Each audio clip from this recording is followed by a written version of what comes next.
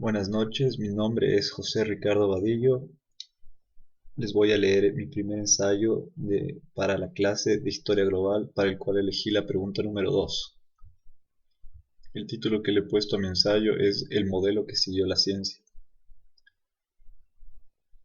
Muchos años después, frente al pelotón de fusilamiento, el coronel Aureliano Buendía había de recordar aquella tarde remota en que su padre lo llevó a conocer el hielo, Márquez, 1967. Estas son las primeras líneas de una de las novelas latinoamericanas más conocidas y aclamadas de nuestro tiempo. Cien años de soledad es tan importante como muchos de los temas y sucesos fantásticos que en esta se nos presentan, tomando la forma de una historia que trasciende generaciones enteras, donde el tiempo es tan solo una herramienta que nos permite entender diversos y determinados momentos de las vidas de tan pintorescos personajes. Pero esta herramienta y estos personajes se ven especialmente manipulados por el factor del cambio. Y este cambio es una fuerza tan constructiva como puede ser destructiva dependiendo de quién lo percibe. Para figuras como George Vasalla, el cambio está relacionado con un aspecto específico. Este es el esparcimiento de la ciencia occidental hacia el resto del planeta, la cual, desde su perspectiva, se expandió basándose en un modelo el cual él plantea en su texto The Spread of Western Science, mediante el cual analizaremos cómo la ciencia de los gitanos produce cambios y trataremos de entender mejor mediante el modelo de Vasalla por qué es tan importante para Aureliano Buendía el recuerdo en particular del día en que conoció el hielo. En la actualidad nos es difícil concebir un tiempo en el cual todos estábamos desconectados como seres humanos. El mundo era un lugar lleno de lugares lejanos y objetivos característicos de grupos humanos específicos. Todo eso cambió mediante el proceso de globalización. Nació el Internet, los medios de comunicación ampliaron su alcance hacia muchos de los que se consideraban los rincones más recónditos del planeta, y las transnacionales de igual manera siguieron estos pasos y alcanzaron a los grupos humanos que nunca antes fueron contactados. Estos grupos no contactados existían en el pasado no porque no querían ser contactados, pero porque las condiciones geográficas y u otros factores dificultaban la comunicación. Un ejemplo de esto es Macondo, este pueblo imaginario conseguido por Gabriel García Márquez, del cual se explica que, al cabo de 26 meses, desistieron de la empresa y fundaron a Macondo, para no tener que emprender el camino de regreso. Márquez, 1967. Esto nos ayuda a comprender Macondo desde el imaginario del autor, el cual nos presenta con la creación de un pueblo como la solución para evitar un retorno después de una larga travesía. Macondo, en el primer capítulo de su libro, se presenta como un pueblo muy alejado de todo, con características geográficas muy difíciles de atravesar y por consiguiente un lugar alejado de todo sin acceso al resto del mundo. La única forma de comunicación que se presenta es por medio de un mensajero, el cual debía luchar contra diversos factores tan solo para poder alcanzar las rutas de enlace.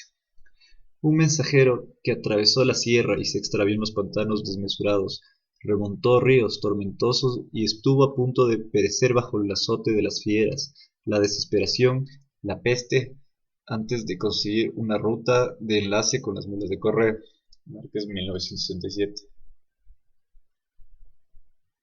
Con esto se hace posible lo problemático y lejano, con esto se hace visible lo problemático y lejano que era llegar a este pueblo, al igual que nos permite entender el modelo de Vasalla y por qué su modelo se aplica. Desde Vasalla se nos presentan tres fases por las cuales pasa el modelo propuesto por él, para comprender cómo el conocimiento occidental se distribuyó por el mundo. En esta primera instancia nos enfocamos en la fase número 1, en la cual se explica que la sociedad o nación no científica se convierte en una fuente para la ciencia europea. La frase no científica hace referencia a la falta de ciencia occidental moderna y no a la falta de conocimientos y pensamiento científico ancestral. Vasalla, 1967. Si nos enfocamos en esta primera fase, Macondo como tal no tiene mucho que ofrecer, al ser un pueblo fundado por colonizadores, los cuales en una primera instancia ya tienen cierto nivel de conocimientos occidentales, los cuales se aplican, pero no se ve mayores referencias hacia la idea de expandirlos mediante los recursos que tienen a su disposición en el lugar de asentamiento. Por esta razón, como pueblo, se muestra una especie de desinterés, pero no por José Arcadio Buendía padre, el cual es para esta fase la representación en la historia de esta idea. José Arcadio Padre es el que promueve el desarrollo de la aldea y mediante los diversos objetos científicos traídos por los gitanos, de los cuales hablaremos con mayor detalle después, busca generar un cambio positivo y aprender del lugar en el que vive, lo cual lo lleva a realizar diversos experimentos al igual que expediciones fallidas donde amplió sus conocimientos, lo cual en gran parte sirve a la comprensión de lo que la fase 1 representa. Por otro lado, en la historia se presenta un grupo de gitanos, los cuales son más relevantes para la segunda fase debido a su estatus de nómadas.